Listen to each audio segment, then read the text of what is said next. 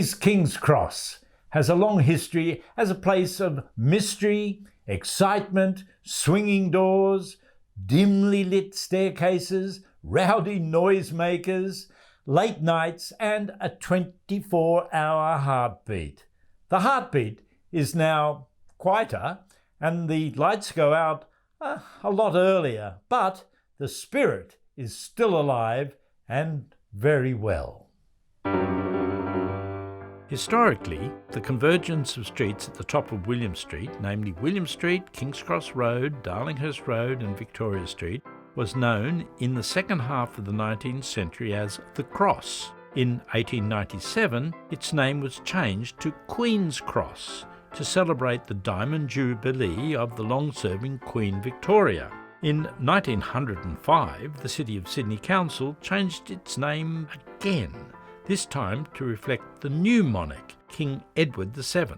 They also needed to avoid confusion with Queen Square on Macquarie Street, where a life-size bronze statue of the late Queen was placed on watch. It didn't take long for the new name, King's Cross, to be accepted. Technically, it is not a suburb, it is part and parcel of Potts Point. To the collective memory of Sydney, it is more a state of mind. If anything, it is a people's place. Poets and pimps, writers and skiters, singers and mudslingers, drag artists and con artists, and of course the wealthy, the homeless, and the hopeless.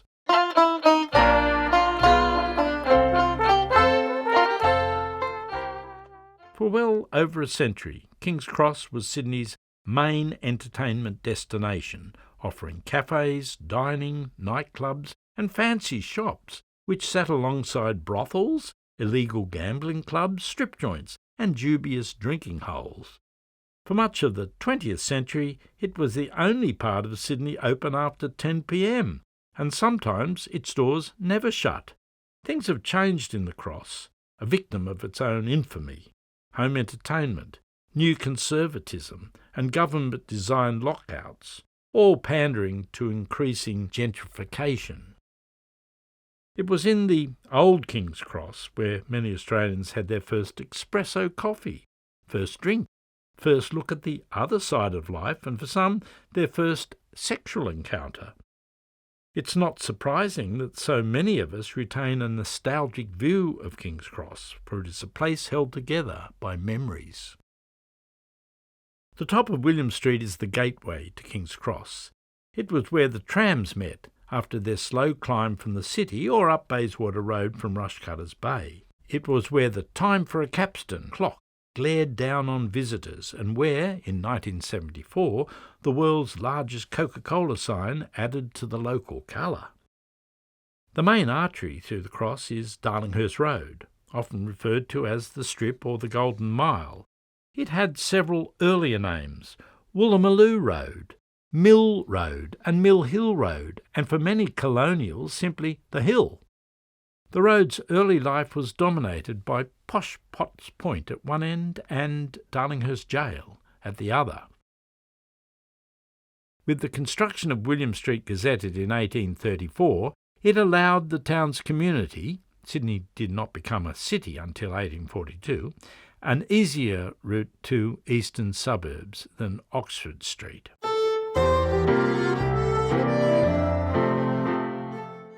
This photograph, taken from the Bernard Holterman Gold and Silver collection in 1873, shows a very different William Street and Queen's Cross. William Street, in its early life, was very much a mixture of residential and retail. Left of the photographer's assistant, in the white hat, is now Cook and Phillip Park. The long row of terraces along the left skyline was Alberto Terrace on Darlinghurst Road, one of Sydney's most imposing residential landmarks for more than 50 years.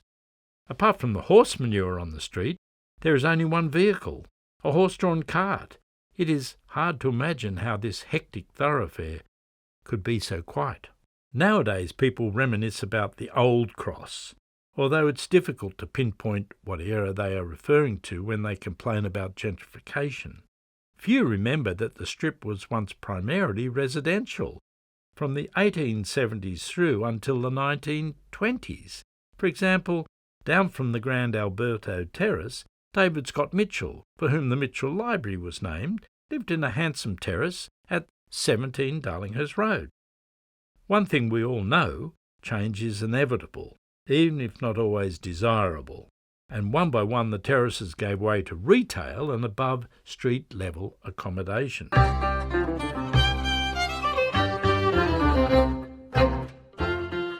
It was during the post-World War I era that King's Cross became fashionable. The Roaring Twenties were indeed rip-roaring in the Cross, with flappers dancing on tables and in the streets.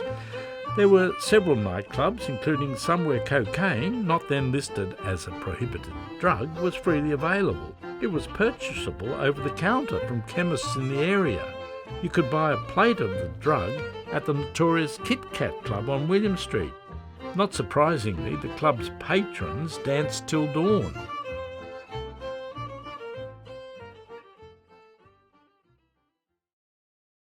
The 20s also saw after-dark crime, including vicious razor gang wars between Sydney's most notorious crime madams, Kate Leigh and Tilly Devine. These were two dames you didn't want to meet in a dark alley. Going to the pictures or a show in King's Cross was a regular beat for many people. Waddington's opened their King's Cross Picture Theatre in 1916 as one of the best appointed picture houses in Australia. The theatre had seating for over 2,000 patrons and was a landmark building, dominating the main crossroads where the Omnia residential building and the railway station now stand.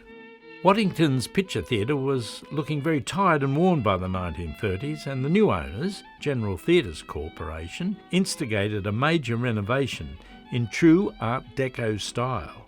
It was no longer the King's Cross Flea Pit, but the stylish King's Cross Theatre. It also had a separate newsreel theaterette. Around the corner, in Orwell Street, the Minerva Theatre opened in 1939. It was one of two live theatres planned. The Minerva continued as a live theatre until 1955, when Metro Golden Mare took the lease and it became the Metro Cinema. It sprang back to life as a live theatre in 1964 with the long-running musical Hair. The Art Deco building remains the jewel in Potts Point's Art Deco catalogue. Sadly, the second theatre, named the Paradise, did not eventuate. As the area's reputation for entertainment grew, so did the number of venues. In 1939, Sammy Lee, a Canadian with an American accent, opened the Roosevelt Club next door to the Minerva. A young Abe Saffron, later to be dubbed Mr. Sin, took over management, and to many, this was the start of the shady period that eventually led to the area's underbelly reputation. Because of its close proximity to the city, the area developed an array of high-quality and affordable apartment blocks. Grand houses were turned into boarding houses and terrace houses, attracting a creative, fashionable and transient population of people with alternative lifestyles, aspirations and sensibilities. Potts Point and Elizabeth Bay experienced a building boom from the beginning of the 20th century and now offer the city's highest concentration of Art Deco and between-the-war modernistic architecture. Even the Darlinghurst Road Woolworth store, which opened in 1939, was hailed as an Art Deco landmark. Over time, the Cross developed into an area popular with low-income single people and migrants, particularly from Eastern Europe, who felt that the area had similarities with their countries of origin. What these Europeans contributed to the Cross is immeasurable, for within a 10-year period it had become a sophisticated strip of coffee houses, bars and restaurants boasting what was described as a continental flavour. The strip became the main destination for those wanting to experience new tastes in food and drink, not to mention late-night action, which in those days was more likely to be midnight. Post-World War II saw King's Cross shake itself again. Changes made in liquor licensing, although hotels still had the draconian 6 o'clock swill, saw more civilised nightclubs and restaurants open. Migrants increasingly moved into the area, particularly Italians, Hungarians and Greeks. The influence of migrants was no more evident than in the King's Cross eateries and dining establishments, to satisfy every taste and budget, from grand restaurants to working men's cafes. It was also a coffee destination, with some of Australia's earliest espresso machines. Newspaper articles described Darlinghurst Road of the 1940s and 50s as a food lover's mecca. It was a place for European delicatessen goods like smoked salmon, caviar and pickles. Believe it or not, it was also the place for vegetables and fruit we now take for granted. Avocados, zucchinis, aubergine and red onion being examples. Dishes like Vienna schnitzel and Hungarian goulash were also unusual and a staple of Cross restaurants. It was also known for European cakes like Black Forest, cheesecakes and poppy seed cake. The fact that the eateries were open relatively late was also a big attraction. The Kookaburra Cafe on the corner of Darlinghurst Road and Springfield Avenue was quite an institution for over 25 years.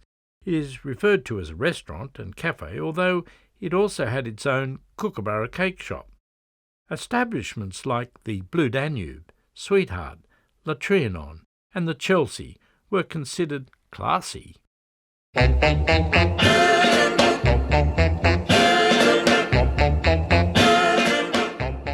craze for all things American contributed to the success of Burt Brothers' Milk Bar in 1937 and the Hasty Tasties menu of fast food. The opening of the Rex Hotel in 1953 coincided with the relaxation of post-war rationing and liquor licensing.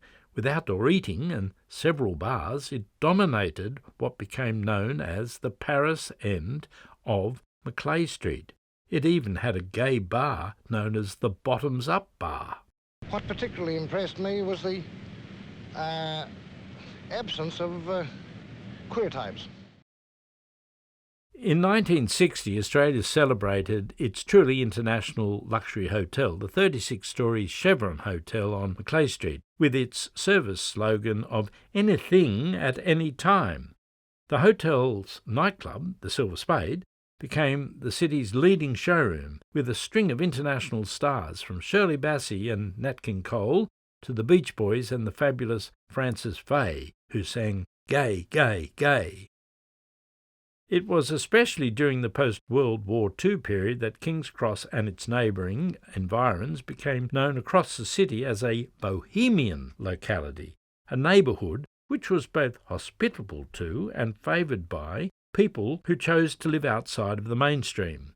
The residential fabric of the locality, dominated by flats and boarding houses, supported this kind of village character, since it offered conditions of privacy, while at the same time brought the benefits of community. These characteristics attracted successive waves of artists, writers, musicians and performers, the hopeful and the no-hopers. The area also became well known within the city's homosexual subculture as a haven of nonconformity and freedom. Homosexual acts were punishable with imprisonment, and a sense of community was important, especially prior to the decriminalisation in 1984. It is not by coincidence that Australia's Stonewall moment, a public confrontation with the authorities, occurred in King's Cross. Later venues, including the 1964 opening of Les Girls, a club where the showgirls were all men, and the social milieu around venues such as this came to define its place in the city and in the national imagination.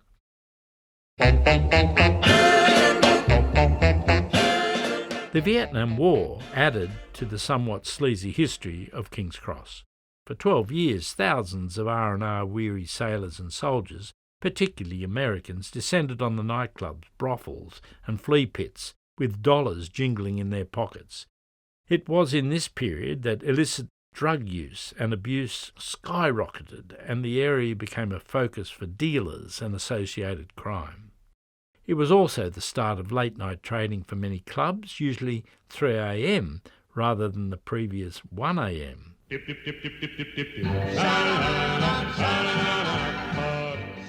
Music, particularly jazz, folk, rock and roll, surf, psychedelic and modern rock, played a major part in the local history of the Cross, and live music was really live at the Roosevelt, Bourbon and Beefsteak, Texas Tavern, Surf City, the Folk Attic, the Veranda, El Rocco, Whiskey A Go-Go, Springfields, the Mansell Room, Candy's Apartment, Cardoma Club and Benny's. The day the music died, some would suggest the 90s because of enforced noise and fire regulations, DJ music became the staple entertainment. By the time the last shipload of Vietnam R&R servicemen had departed, the Cross was in a rather sorry state. It was a state of confusion and to some degree violence. Local residents had almost given up on the strip and surrounding lanes, which had become overloaded with garbage and drug addicts. The spruikers, keen to fill their club's back room, pestered all and sundry to come inside and see the lovely ladies. Most of the ladies being zombie-like smack addicts. Bars including the Texas Tavern and the Bourbon and Beefsteak eventually closed their doors, and most of the retail sector slumped into oblivion, selling trashy tourist souvenirs or sex aids. And with one almighty jump we find ourselves in today's King's Cross. Some of the remnants of the old days still survive, but most have given way to an increased sense of community. The memories are strong and reinforced by popular culture. The area is still welcoming, different, friendly, accepting, and its future bright. King's Cross is a work in progress. It's all right for a visit. I wouldn't like to live here though.